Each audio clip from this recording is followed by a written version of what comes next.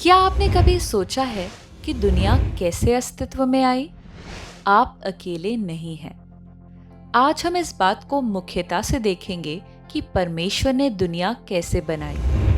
लेकिन सबसे पहले हम आपको बताना चाहते हैं कि यह कई वीडियो की श्रृंखला में से पहला है जो हमें परमेश्वर की सच्ची कहानी के बारे में बताएगा। सबसे पहले हम देखेंगे कि परमेश्वर ने दुनिया और उसमें सब कुछ कैसे बनाया। फिर हम इस पर एक नजर डालेंगे कि दुनिया कैसे उत्तम और निष्कलंक दशा से टूटी हुई हो गई और कैसे मनुष्य का परमेश्वर के साथ संबंध टूट गया। हम यह भी देखने जा रहे हैं कि यीशु मसीह कौन है और उसने किन महत्वपूर्ण कामों को किया। अंत में हम परमेश्वर और मनुष्य के रिश्ते की पुनः स्थापना की परमेश्वर की योजना को देखेंगे। यदि आपको ये वीडियोस पसंद है और ऐसा सोच रहे हैं कि आपके कुछ दोस्त या परिवार के प्रियजन इन्हें देखना चाहेंगे, तो कृपया उनके साथ इन वीडियोस को शेयर करें या उन्हें अपने साथ देखने के लिए आमंत्रित करें। इससे पहले कि हम आज का वीडियो शुरू करें, हम आपके लिए प्रार्थना करना चाहते हैं। 10 सेकंड लें और उन एक या दो बातों के बारे में सोचें जिनमें आप परमेश्वर की मदद या सहायता को चाहते हैं।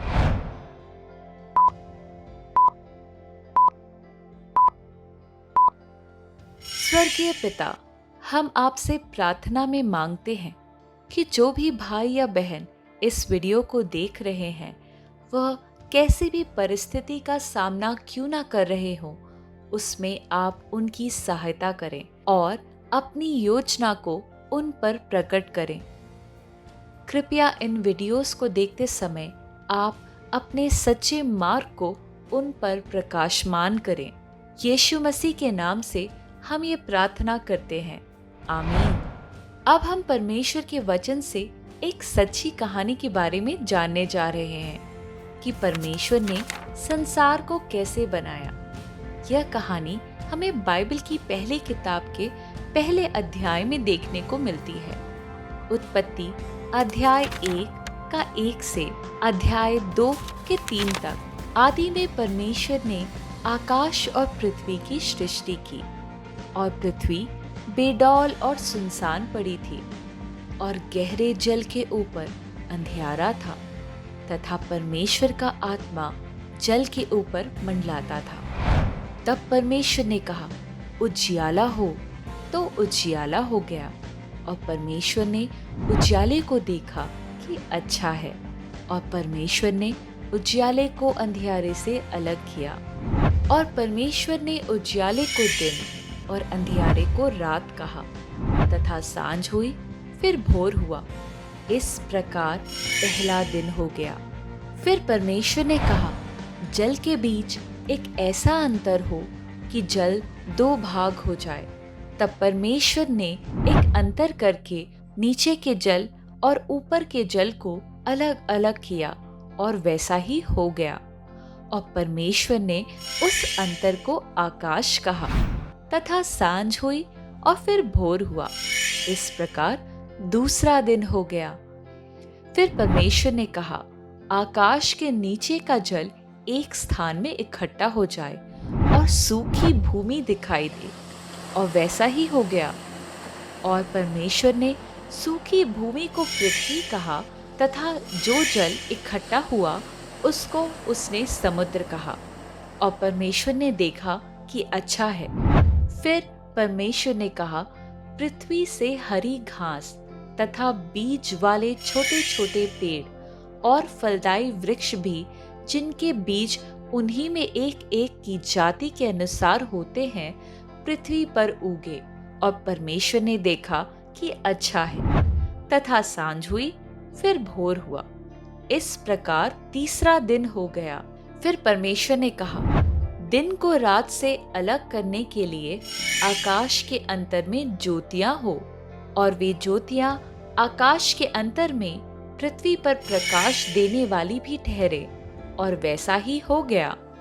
तब परमेश्वर ने 2 बड़ी ज्योतियां बनाई, उनमें से बड़ी ज्योति को दिन पर प्रभुता करने के लिए और छोटी ज्योति को रात पर प्रभुता करने के लिए बनाया, और तारागण को भी बनाया। परमेश्वर ने उनको आकाश के अंतर में इसलिए रखा कि वे पृथ्वी पर प्रकाश दे तथा दिन और रात पर प्रभुता करे और उजियाले को अंधियारे से अलग करे। और परमेश्वर ने देखा कि अच्छा है, तथा सांझ हुई, फिर भोर हुआ। इस प्रकार चौथा दिन हो गया। फिर परमेश्वर ने कहा, जल जीवित प्राणियों से बहुत ही भर जाए और पक्षी पृथ्वी के ऊपर आकाश के अंतर में उड़े। इसीलिए परमेश्वर ने जाति जाति के बड़े बड़े जल जंतुओं की और उन सब जीवित प्राणियों की भी सृष्टि की जो चलते फिरते हैं, जिनसे जल बहुत ही भर गया, और एक एक जाति के उड़ने वाले पक्षियों को भी सृष्टि की। और परमेश्वर ने देखा कि अच्छा है। और परमेश्वर ने यह कह के उनको आशीष दी कि फूलो फलो और समुद्र के जल में भर जाओ और पक्षी पृथ्वी पर बढ़ें। तथा सांझ हुई, फिर भोर हुआ। इस प्रकार पांचवा दिन हो गया। फिर परमेश्वर ने कहा, पृथ्वी से एक एक जाति के जीवित प्राणी अर्थात घरेलू पशु और रेंगने वाले जंतु और पृथ्वी के वन पशु जाति जाति के अनुसार उत्पन्न हो। और वैसा ही हो गया। सो परमेश्वर ने पृथ्वी के जाति जाति के वन पशुओं को और जाति जाति के घरेलू पशुओं को और जाति जाति के भूमि पर सब रेंगने वाले जंतुओं को बनाया। और परमेश्वर ने देखा कि अच्छा है।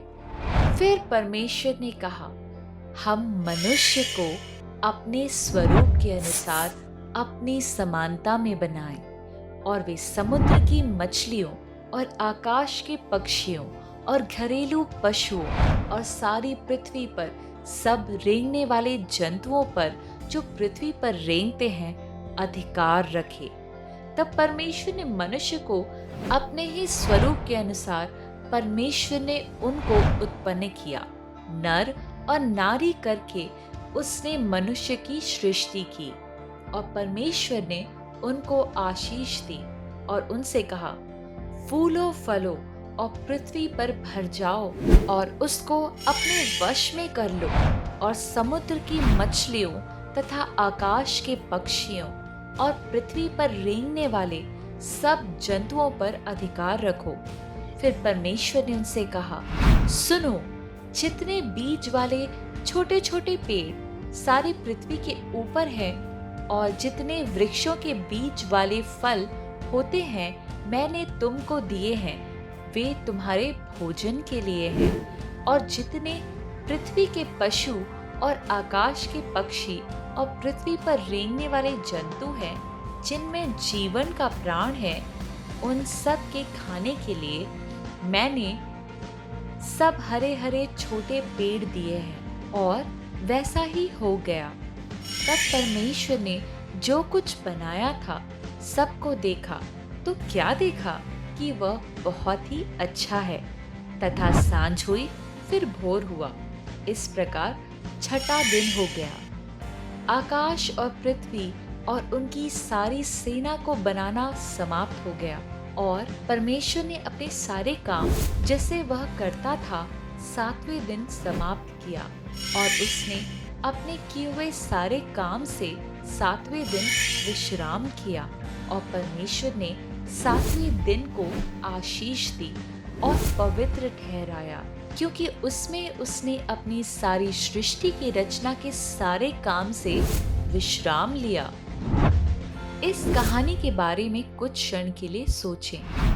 हमने इस कहानी से क्या सीखा? दुनिया को बनाने वाला एक परमेश्वर था। उन्होंने पहले दिन रात और दिन बनाया, फिर दूसरे दिन आकाश, तीसरे दिन पृथ्वी, समुद्र और वनस्पति, और चौथे दिन सूर्य, चंद्रमा और आकाश के तारे। पांचवें दिन पर सभी मछली और पक्षी, और छठे दिन मनुष्य और सभी जानवरों को बनाया और फिर 7वें दिन उन्होंने विश्राम किया। उनकी सारी सृष्टि अच्छी थी।